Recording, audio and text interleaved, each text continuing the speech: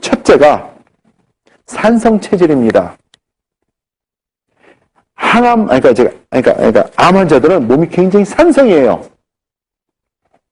우리 몸에는 모든 세포 마찬가지로 포도당이 필요합니다. 암세포도.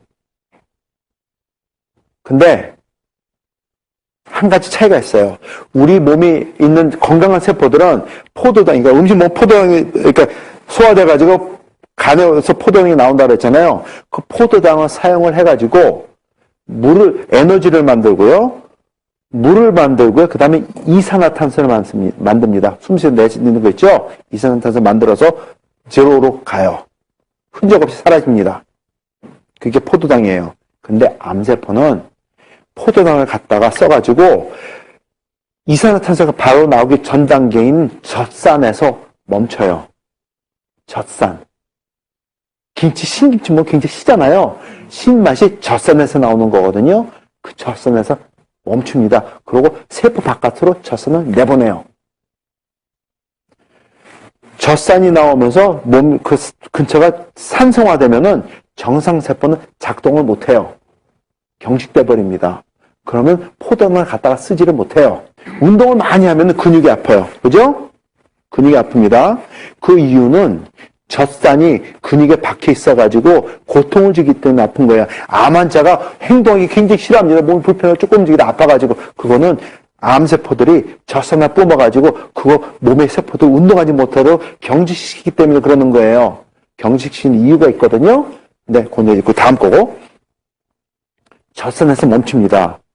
그러면은 정상세포는 포도당을 더 제대로 못 쓰지 않습니까? 그럼 음식 먹어서는 포도당 다 누가 쓰죠? 암세포가 쓰지요. 그럼 자기는 성장을 잘해요. 그러면 젖산을 더 많이 내보내요. 그러면 정상세포는 점점 더 작동 못합니다. 그럼 결국은 암 환자는 먹기만 하다가 암세포만 키우다가 죽는 거예요. 근데 그거의 주요 원인이 설탕이고 탄수화물이고 밀가루예요. 그래서 암 발병률과 설탕 섭취율이 그래프가 같습니다. 거기에 췌장도 포함이 돼요. 얘가 무시무시한 거예요. 그 다음에 유산소 좋아합니다. 암 환자도 운동하는 걸 정말 싫어합니다. 몸이 아프기 때문에. 그리고 몸이 아프도록 또 암세포가 만들어져요. 뭐냐 하면 암세포가 살아나기 위해서도 산소가 필요합니다. 정상세포도 산소가 필요해서 살아요. 살아있는 생명체이기 때문에 암세포도 산소가 있어야지만 삽니다. 근데 암세포가 쓰는 산소는 포도당에서 갖다가 쓰는 산소지 우리가 들이마시는 산소가 아니에요.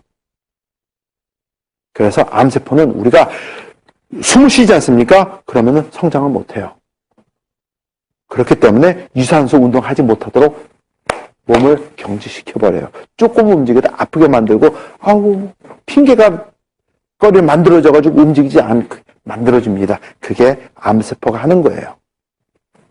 그 다음에 고당분의 식사를 하게 합니다. 뭐 당연히 설탕은 들어가겠지만 탄수화물 밀가루에다가 또 단 과일도 거기 들어갑니다. 아까 암 환자 말씀드렸죠? 그 사람은 이것도 괜찮고 이거 다 괜찮아요. 여기서 무너진 분이에요. 저거예요. 딴 거 아닙니다. 이렇게 하게 되면 면역 기능이 저하가 되는데 거기에 설탕, 화학조미료, 인공 감미료 다 들어갑니다. 자, 햄버거에다가 콜라 크 한 잔 마시지 않습니까? 그럼 우리 면역 기관에 60%가 4시간 동안 셧다운을 합니다. 잘 들으세요? 우리 몸에는 면역 기관이 60%가 4시간 동안 셧다운을 해요. 그럼 4시간 동안 어떤 일이 일어나겠습니까?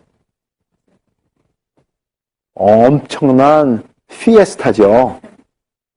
암세포들이나 병균한테는. 자, 영화 감독이 있습니다. 그 친구 이름을 제가 기억을 못하네요. 얼굴만 기억을 하고.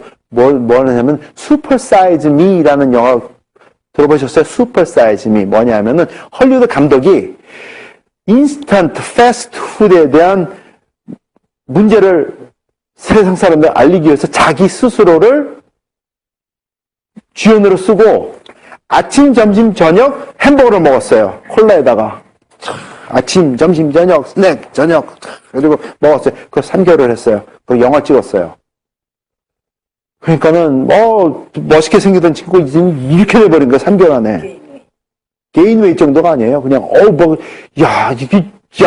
happened to you? 그렇게 되게 됐어요. 그 다음에 영화 찍고도 영화 굉장히 각광을 받고 유명해졌어요. 더 유명해졌어요.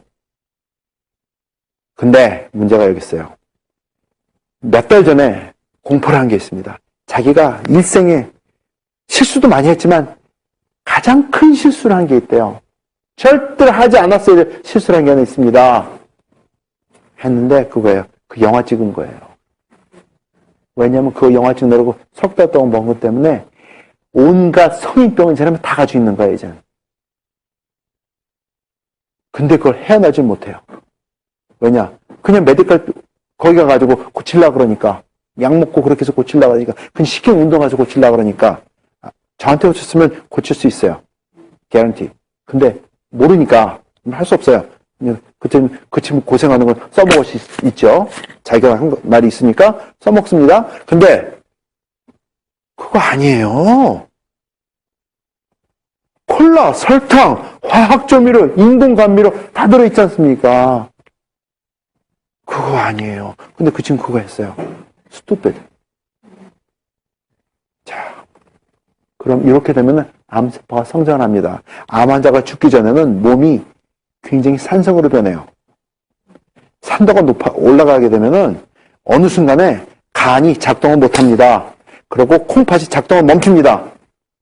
그러면은 몸이 까맣게 변해요. 그러면은 베이킹소다를 물에 타가지고 주사를 합니다. 몇 분 더 살게 하기 위해서. 그렇게 하면 죽는 거거든요. 몇 분 더 살게 하기 위해서 그런 사람 앞에 놓고 손잡고 안타까워하면서 해보세요. 얼마나 처절해지는지. 이거는 보는 앞에서 사람이 죽어와요. 1초 변한 게 보여요. 오 마이 갓. 손잡고 같이 지켜보고 있어요. 이거 말로 표현한데요. 근데 그 짓 한 놈이 제 매제예요. 얼마나 그 친구 되게 유명한 친구예요. NC에서 뻥뻥 날리고 코너에 뻥뻥 날리고 해가지고 10년 전에 10년 됐죠. 세계 WHO에서 앞으로 다음 몇십 년 동안 세계 암 학계를 이끌어갈 사람을 7명을 뽑았어요. 그 중에 하나가 그 친구예요. 30대예요. 한국 사람이에요. 연대 나왔어요. 엄청난 친구입니다. 제 매제예요. 근데 항암제 개발하는, 그러니까 연구하는 애예요. 굉장히 유명해요. 근데 암에 걸렸어요. 제가 방법을 야, 와서 이렇게 해라. 네가 그렇게 유명하고 나도 똑같은 일을 했었지만은 그게 아니더라. 너도 얘기해 주지 않았니? 이 방법을 해봐라. 그랬더니 형이 하는 게 뭔데? 형이 하는 거는 기본 사이언스야. 나는 고첨단의 사이언스라는 사람이야. 거기 공부했더니 이거 아니야. 형 하는 거 틀렸어. 내가 맞아. 이러던 애예요. 근데 똑같이 그래요. 야, 새끼야. 이렇게 해봐. 했는데 안 됐잖아. 해봐. 형이 아는 게 뭔데? 이래요. 근데 죽었어. 안 죽어도 되거든요. 죽을 병이 아니었어. 세계에서 유명하다는 암 전문의와 과학자들은 다 왔다 갔어요. 못 살렸어요. 그러면 어떻게 해서 다스리느냐? 수술을 해도 항암제는 절대로 쓰면 안 됩니다. 죄송하지만 전이를 얘기했죠. 아까 전이한다는 거. 그렇죠? 그게 전이가 아니에요. 왜냐하면 우리 면역기관을 고갈시켜버렸기 때문에 opportunistic cancer이 우리 몸에서 어쨌든 맨날 생긴 세포가 중간중간에서 나오는 거예요. 캔서 풀인데 어느 세월에 띄어내고 이만치 뜯었는 데서 세포 거기 가서 자랍니까? 그런 거 없어요.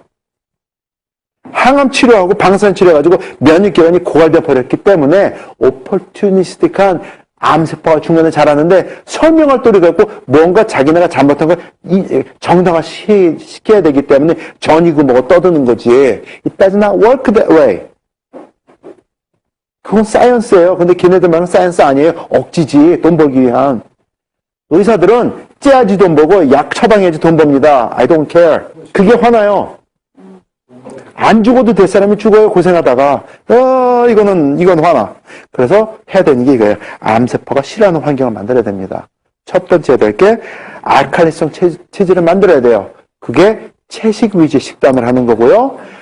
버섯 많이 먹어야 되고요. 그 다음에 시즘 클로레 솔루션이라는 게 있습니다. 이거는 의학계에서는 인정을 안 해줘요. 근데 엄청 잘 들어요. 이런 거 하셔야지 돼요. 근데 어떻게 하느냐 그거는 이제 제가 가르쳐 드려요. 근데 한국 사람 참 이상해. 안 걸렸다가 이제 항암 치료 들어가고 수술하고 가잖아요. 그러면 순간적으로 그때부터 채식주의자가 돼요.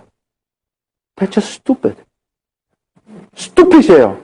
항암 치료 들어가면 고기 먹어야 돼요. 기력이 쇠하면은 항암 치료하면서 못 싸웁니다. 집니다. 굉장히 많이 돌아가세요. 한국 분들. 이거 아니에요. 아니, 정이 약해지는 딴 거 아닙니다. 면역기관 죽어서 그래요. 고기랑 상관 있는 거 아니에요. 자, 이건 말이 안 돼요. 고기 드셔야지 돼요. 항암 치료하기 시작했으면 많이 잘 드셔야지 돼요. 그것도 기름 쪽쪽 빼고 좋게. 기름기는 빼고. 단백질이 중요하니까. 항암 치료하는 동안은. 근데 제일 좋은 건 안 하는 게 최고고. 네. 자, 그 다음에 왜냐하면 몸이 알칼리로 변하면은 암세포는 성장을 할 수가 없습니다. 정지를 해요. 그래서 이제 그 방법을 제가 가르쳐 드려 어떻게 해야 되는지 방법이 있습니다. 그래서 설명하려면 또 1시간 해야 되니까. 그 다음에 유산소 운동을 해야 돼요. 그게 아까 가르쳐 드린 거예요. 암 환자들한테 막 달리기 하라고 그거 안 됩니다. 죽습니다. 그런데 심호흡하는 운동을 하면서 걷는 것부터 시작하는 거예요. 근데 그게 암 환자 때문에 주는 게 아니고 여러 가지 도움인데 이래요. 어느 날 또 전화가 왔어요. 한국에서 폐렴 환자예요. 박사님 도와주세요. 말도 못해요. 안타까워. 어떻게 도와드릴까요? 예, 제가 지금 폐렴 환자인데 병원에서도 이제 오지 말라고 그럽니다. 그래요. 에이? 병원에 오지 말라고 그랬다가 말기니까 죽으라는 소리 아닙니까? 어떻게 사시는데요? 그래도 생각이 안 떠오릅니다. 이런 분은 어떻게 도와드려? 또 옆에 있는 분도 아니고 봐줄 수도 없고 사정을 듣다가 그러면은 그래서 운동을 하셔야 되는데요. 제가 보내드릴 수 있는 저거 염증 다스리는 알파C라는 것밖에 없습니다. 원거리에서 봐줄 수 없으니까 운동을 하실 수 있습니까? 제가 운동하라 그랬더니 그래요. 저 밖에 못 나갑니다. 그래요. 누가 운동하러 밖에 나가야 된다 그랬나? 사람들이 생각하는 게 그래요. 밖에 나가야 운동이 아닙니다. 그래서 그러면은 움직이고 화장실 어떻게 가시는데요? 누가 옆에 있으면 사람이 도와줘서 가고요. 도와줄 사람 없으면 제가 벽 잡고 이렇게 기대가지고 화장실 쓰고 있습니다. 그 다음에 거의 대부분 시간이 누워있고 기침만 합니다. 오케이. 누가 밖에 나가서 운동하랬나요? 운동하십시오. 가르쳐 드릴게요. 벽 잡고 화장실 가듯이 할 수 있는 날 가장 많이 걸으십시오. 벽 잡고 방을 도세요. 근데 조건이 있습니다. 한 발 한 발 뛸 때마다 심호흡을 해야 됩니다. 큰 소리로 해야 됩니다. 했더니 그러면 살까요? 저거 좀 보내주세요. 보내드리고 저거 아침 저녁 두 알씩 먹으면서 그래서 음식 잘 못 먹는데요. 그래가지고 음식에 뿌려가지고 드십시오. 어쨌든 몸이 염증을 가라앉혀야 되니까 원인 해명해야 되니까 하신 거예요. 그거 드시면서 심호흡 운동하십시오. 알겠습니다. 2달 후에 전화가 와요. 박사님 목소리가 달라요. 못 알아봤어요. 예, 어떻게 도와드릴까? 예, 제가 그 사람입니다. 감사합니다. 그래요. 예? 어떻게 됐는데요? 괜찮으세요? 그랬더니 제가 요즘에 바깥에 나가서 걷기 운동을 합니다. 그리고 며칠 전에는 제가 걸어서 병원까지 계단까지 올라갔다 내려왔습니다. 의사가 말하기를 이거는 기적이라고 합니다. 박사님 감사합니다. 그게 전화였어요. 오 마이 갓. 됩니다. 죽을 사람 살아요. 그 그분이 한 것처럼 알파실 시킨 대로 드셨고 그 다음에 호흡방귀 할 거 없어요. 제가 그 호흡방귀 해드릴 게 없었기 때문에 암 환자는 아니죠. 폐렴 환자였어요. 살았어요. 쉬운 것 같아도 실체는 옮겨야지만 혜택을 봅니다. 유산소 운동, 그게 중요합니다. 그 다음에 저당분 식사를 하셔야지 돼요. 흰쌀밥, 국수빵, 단과일은 무조건 피하셔야 되고요. 그 다음에 현미밥, 그 다음 채식 위주의 식단을 해야 되는데 야채에도 당분이 있습니다. 설탕을 안 써도 꼭꼭 씹으면 우리 몸속에는 에밀레이즈라는 그 효소가 침에서 나와가지고 단맛을 나게 만들어줍니다. 브로콜리도 씹으면은 달아요. 샐러리도 꼭꼭 씹으면 달아요. 그 맛을 즐길 줄 알아야 돼요. 그거 배워야지 돼요. 그럼 현미밥을 하면은, 저는 건강해서 현미밥을 항상 먹습니다. 그래요. 어떻게 드시냐면, 현미밥 팍 해가지고, 압력밥솥 해가지고 팍팍 해가지고 먹습니다. 근데, 압력솥에 한다고 다 되는 거 아니에요. 그냥 압력솥에 하게 되면은, 그거는 돈 버리는 거예요. 왜냐하면, 현미는 그냥 먹으면은 소화를 못 해요. 대부분의 사람들이. 그래서 변으로 그냥 나가. 한번 현미밥 먹고 그냥 시킨 대로 먹고 한번 보세요. 어떻게 됐나. 알알 그대로 송송송 다 나오지. 아니에요. 현미밥은 발화시켜서 드셔야지 돼요. 발화 현미를 드셔야지 돼요.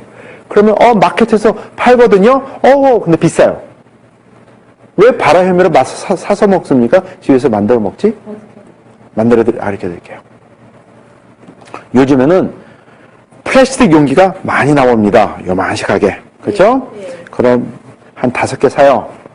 그 다음에 거기에 한 밥 만들어 먹을 양의 현미를 집어넣고 물을 채웁니다.